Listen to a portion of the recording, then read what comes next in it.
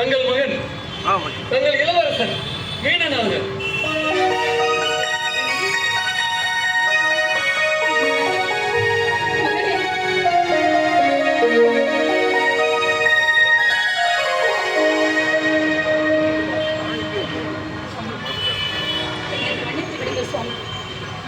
என்னை மன்னித்து விடுங்கள்.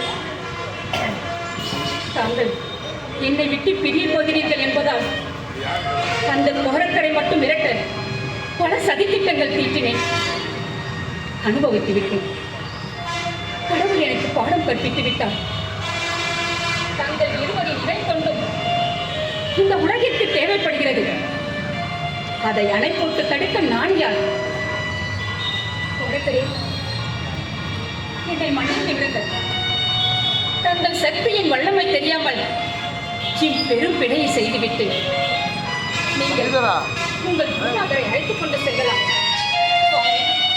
நான் மன மகிழ்ச்சியோடு உங்களை அனுப்புகிறேன்.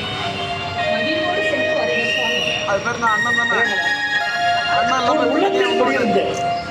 இருள் என்னும் மாய அகலவே இவ்வளவுதான் காத்திருந்தேன். இந்த நாட்டிற்கு நீ நல்லாட்சி செய்வாய். மந்தையாரே, அவரும் உனக்கு உடனிருந்து நல்லாட்சி புரிய அது புரிவார்.